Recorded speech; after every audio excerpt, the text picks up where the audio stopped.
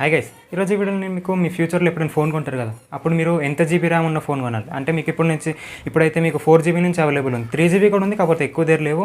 And ఇంకా మీకు 4 GB, 8 GB, 12 GB వరకు ఉన్నాయన్నమాట. కాబట్టి మీరు మీ పర్ఫార్మెన్స్ బట్టి అంటే మీరు యూసేజ్ చేసే దాన్ని బట్టి, మీరు ఫోన్ని యూజ్ చేసే దాన్ని బట్టి, మీరు ఎలాంటి యాప్స్ యూస్ చేస్తారు దాన్ని బట్టి నేను మీకు ఏ ర్యామ్ అయితే మీకు బెస్ట్ అనేది నేను చెప్తాను అనమాట. అంటే మీరు ఒకేలా మరీ స్పీడ్గా పనిచేస్తుందని మీరు 8 GB ర్యామ్, 12 GB ర్యామ్ అంత పెట్టి కాస్ట్లు పెట్టుకుంటే మీకు అది మీరైతే ఆ రేంజ్కి వాడకపోతే మీకు ఇంకా ర్యామ్ వేస్ట్ అయిపోతుంది. ర్యామ్ వేస్ట్ అంటే మీకు ర్యామ్ అంటే కాస్ట్లీ కదా, కాబట్టి డబ్బులు వేస్ట్ అయిపోతాయి అనమాట. కాబట్టి మీరు ఈ వీడియోని ఎన్ని వరకు చూడడం చూస్తే మీకు ఒక క్లియర్ ఇన్ఫర్మేషన్ వస్తుంది. అంటే మీరు ఫ్యూచర్లో ఫోన్ కొనేటప్పుడు నాకు ఎంత ర్యామ్ అయితే నాకు సరిపోతుంది అనేది మీకు తెలుస్తుంది అనమాట. కాబట్టి మీరు ఎన్ని వరకు చూసి మీ ఫ్రెండ్స్ అండ్ ఫ్యామిలీకి కూడా షేర్ చేయండి. ఎవరైనా ఫోన్ కొనే వాళ్ళు ఉంటారు కదా, వాళ్ళకి షేర్ చేయండి, సో వాళ్ళు కూడా హెల్ప్ఫుల్ అవుతుంది అనమాట. ఇంకా టైం వేస్ట్ చేయకుండా వీడియోకి వెళ్దాం. అండ్ ఇంకా వీడియోకి వెళ్తే మనకి ర్యామ్ ఎంత అవసరమో తెలుసుకునే ముందు ర్యామ్ అంటే ఏంటి అనే దాని గురించి తెలుసుకుందాం. మనకి చిన్నప్పటి నుంచి తెలిసింది ర్యామ్ అంటే ర్యాండమ్ యాక్సెస్ మెమరీ. కాకపోతే ఆ ర్యామ్ ఎక్కువ ఉంటే మన ఫోన్ స్పీడ్గా ఉంటుంది అని మనం అనుకుంటాం. కానీ ర్యామ్ అనేది స్పీడ్కి ర్యామ్కి కనెక్షన్ లేదనమాట. ఏదో కొంచెం కనెక్షన్ ఉంది. మన స్పీడ్ మెయింటైన్ చేసేది ప్రాసెసర్ మీదే. మన ప్రాసెసర్ అనేది మంచి ప్రాసెసర్ ఉంటే మన స్పీడ్ బాగుంటుంది, మంచి ప్రాసెసర్ లేకపోతే స్పీడ్ బాగోదు. కాబట్టి మనం ర్యామ్ ఇప్పుడు ఏం పని చేస్తుందంటే ఇంటర్నల్ మన ఇప్పుడు ఏ ఇన్స్టాల్డ్ యాప్ అయినా సరే, ప్రీ ఇన్స్టాల్డ్ యాప్ అయినా సరే, గూగుల్ లేకపోతే ప్లే స్టోర్, లేకపోతే మీకు చివరికి ఇప్పుడు పబ్జీ ఉంది అది, లేకపోతే free fire, call of duty, లేకపోతే ఏ చిన్న యాప్ అయినా సరే మీకు ఇంటర్నల్ స్టోరేజ్లోనే మీకు స్టోర్ అయ్యి ఉంటుంది కదా. అంటే మీ స్టోరేజ్లోనే దాని ఫైల్స్ అన్ని స్టోర్ అయ్యి ఉంటాయి. ఇప్పుడు ఆ స్టోరేజ్లో ఉన్న ఫైల్స్ అన్నింటినీ ర్యామ్ తీసుకొని మీ ప్రాసెసర్ దగ్గర పంపిస్తుంది. ర్యామ్ తీసుకొని ప్రాసెసర్ దగ్గర పంపించడంతో ప్రాసెసింగ్ స్టార్ట్ చేసి మీ యాప్ అనేది వర్క్ అవడం స్టార్ట్ చేస్తుంది అనమాట, ఈ ప్రాసెసర్ దగ్గర తీసుకెళ్ళడంతో. అండ్ ఇంకా మీరు ఫస్ట్ టైం ఓపెన్ చేసేటప్పుడు మీరు ఆ యాప్ని మీరు ఇన్స్టాల్ చేసిన తర్వాత ఫస్ట్ టైం ఓపెన్ చేసినప్పుడు మీకు కొంచెం స్లోగా ఓపెన్ అవ్వచ్చు, ఎందుకంటే అది ఫస్ట్ టైం కదా. కాబట్టి మీరు సపరేట్గా ఫైల్ ర్యామ్ ఇంటర్నల్ స్టోరేజ్ తీసుకొని అప్పుడు ప్రాసెసర్ దగ్గర పంపిస్తుంది. అండ్ ఇంకా మీరు మళ్ళీ తర్వాత ఎప్పుడైనా సెకండ్ టైం లేకపోతే థర్డ్ టైం ఆ యాప్ను ఓపెన్ చేసినప్పుడు మీకు అంత టైం పట్టదు అనమాట. అంటే మీకు అది ఆల్రెడీ ఫస్ట్లోనే ముందే ఇంటర్నల్ స్టోరేజ్ని తీసి పెట్టుకుంది కదా ర్యామ్లోని. కాబట్టి ఆ ర్యామ్లో స్టోర్ అయినది మీకు డైరెక్ట్ ప్రాసెసర్ దగ్గర పంపించేస్తుంది. ఇది ర్యామ్ చేసే పని అనమాట. అండ్ ఇంకా మీరు ర్యామ్ అనేది ఎక్కువ అయిపోతే అంటే ఇప్పుడు 4 GB ర్యామ్ ఉందనుకోండి, 4 GB ర్యామ్లో మీరు కొన్ని యాప్స్ ఓపెన్ చేశారు, ఒక 2-3 యాప్స్ ఓపెన్ చేశారు, వాట్సాప్, టిక్టాక్, లేకపోతే మన ఫేస్బుక్ అండ్ ఇంకా పబ్జీ, ఇవన్నీ ఓపెన్ చేసి పెట్టుకున్నారు అనుకోండి. అంటే మీరు ఇప్పుడు వాట్సాప్ అయిన తర్వాత వెంటనే టిక్టాక్ దగ్గరికి వెళ్తారు, టిక్టాక్ తర్వాత నెక్స్ట్ ఇన్స్టాగ్రామ్ దగ్గరికి వెళ్తారు. ఇవన్నిటిని మీరు క్లోజ్ చేస్తారు. అంటే మీరు హోమ్ బటన్ ప్రెస్ చేస్తారు. హోమ్ బటన్ ప్రెస్ చేసిన వెంటనే అది మీకు బ్యాక్గ్రౌండ్లో రన్ అవుతూ ఉంటాయి అనమాట. అండ్ ఇంకా రన్ ఎలా అవుతాయి, ఈ ర్యామ్ని యూజ్ చేసుకొని రన్ అవుతాయి అనమాట. ఈ ర్యామ్లోనే అవి స్టోర్ అయ్యి ఉంటాయి.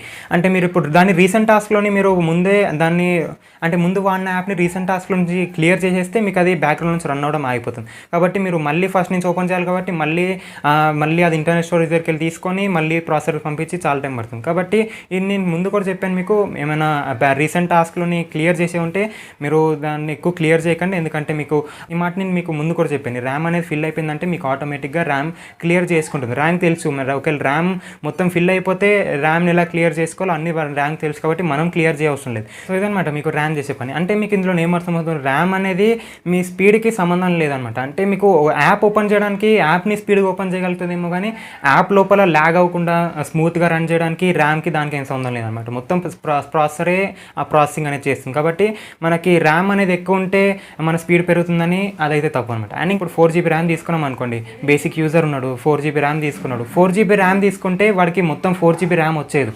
మనకి సిస్టమ్ యూఏ వాళ్ళ ఆపరేటింగ్ సిస్టమే మనకి అందులో 1 GB, 1.5 GB కన్జ్యూమ్ చేసేస్తుంది. మిగతా మనకు లాస్ట్లో మిగిలింది మనం ఒకవేళ 4 GB ర్యామ్ తీసుకుంటే మనకు అందులో ఒక 2.5 GB లేకపోతే 3 GB మిగులుతుంది. ఎందుకంటే 1 GB మనకు ఆల్రెడీ ఆపరేటింగ్ సిస్టమ్ తీసుకుంది కదా.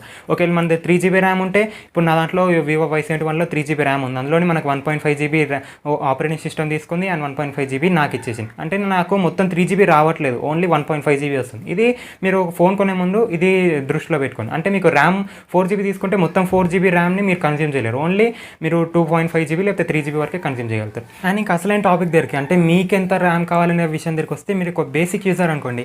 అంటే నేను రోజుకి ఒక 5 యాప్స్ కంటే ఎక్కువ ఓపెన్ చేయను. వాట్సాప్ ఓపెన్ చేస్తాను, ఫోన్ డైలర్ ఓపెన్ చేస్తాను, ఇన్స్టాగ్రామ్, టిక్టాక్ ఇలాంటి, యూట్యూబ్ ఇలాంటి టైంపాస్ కోసం ఏదో వాడుతాను ఫోన్ అనే దానికైతే మీకు 4 GB ర్యామ్ ఎక్కువ అనమాట. ఎందుకంటే మీకు 4 GB ర్యామ్ అనేది మీకు ఒక 5 to 6 యాప్స్ని ఈజీగా హ్యాండిల్ చేయగలుగుతుంది. 5 to 6 కాకపోయినా 4 to 5 ఈజీగా హ్యాండిల్ చేయగలుగుతుంది. అంటే ఒకటేసారి 4 to 5 యాప్స్ని హోల్డ్ చేయగలుగుతుంది అనమాట. ఎందుకంటే అది మీకు 4 GB ర్యామ్ అంటే దాని పని ఏంటి, ఈ కొన్ని యాప్స్ని ఒక 5-6 యాప్స్ని లేకపోతే 4-5 యాప్స్ని హోల్డ్ చేయాలి. హోల్డ్ చేసి మీకు ఎలాంటి ఆ 5-6 యాప్స్ని ఓపెన్ చేసేటప్పుడు మీకు ఎలాంటి అంటే ల్యాగ్ లేకుండా స్పీడ్గా ఓపెన్ చేసే విధంగా ఆ ర్యామ్ చూడాలన్నమాట.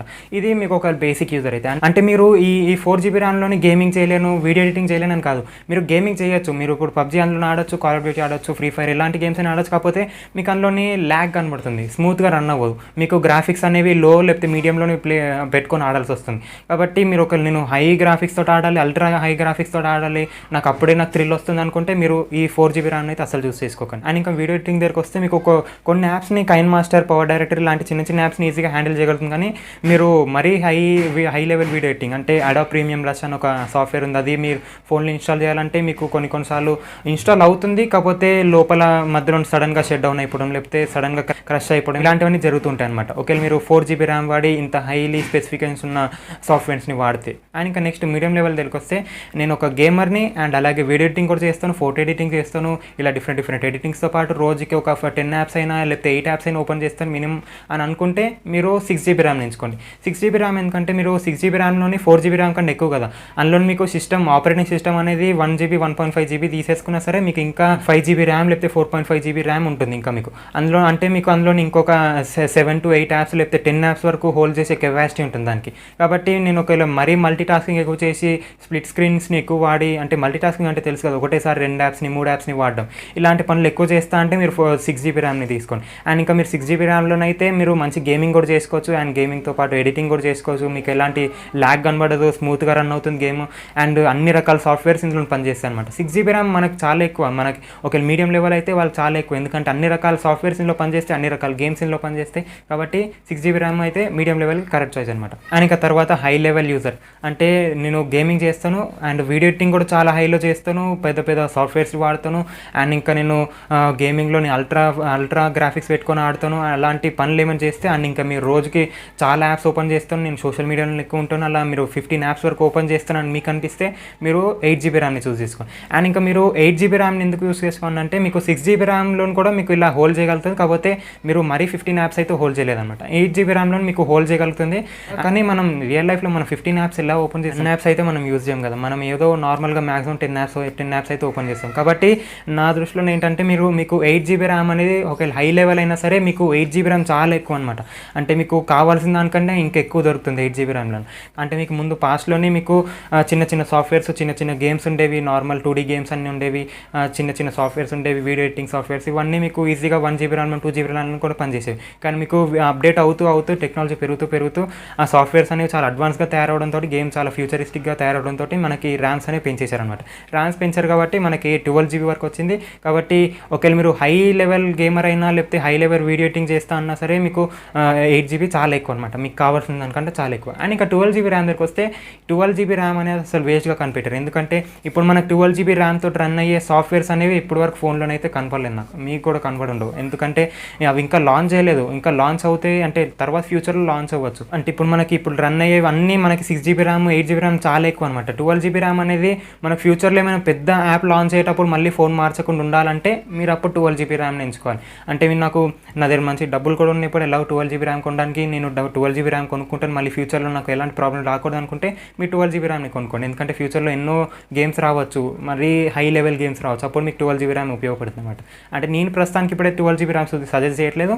మీకు ఒకవేళ బేసిక్ యూజర్ అయితే 4 GB, మీడియం లెవెల్ యూజర్ అయితే 6 GB అండ్ ఒకవేళ హై యూజర్ అయితే 8 GB, ఈ 3 వేరియంట్స్ని మీరు ఎంచుకోండి అనమాట. ఇంకా మీరే కేటగిరీలో ఉన్నారో ఇంకా మీకు తెలిసి ఉంటుంది, కాబట్టి ఇంకా మీ చాయిస్ అనమాట ఇప్పుడు. సో ఇదనమాట మీకు స్మాల్ గైడ్, మీకు ఫోన్ కొనే ముందు మీరు ర్యామ్ ఎంత కావాలో మొత్తం ఎక్స్ప్లెయిన్ చేశాను. అండ్ ఇంకేమైనా డౌట్స్ ఉంటే మీరు నాకు కమెంట్ చేయండి.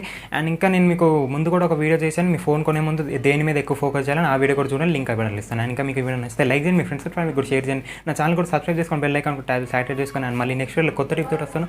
అండ్ అప్పటివరకు బాయ్.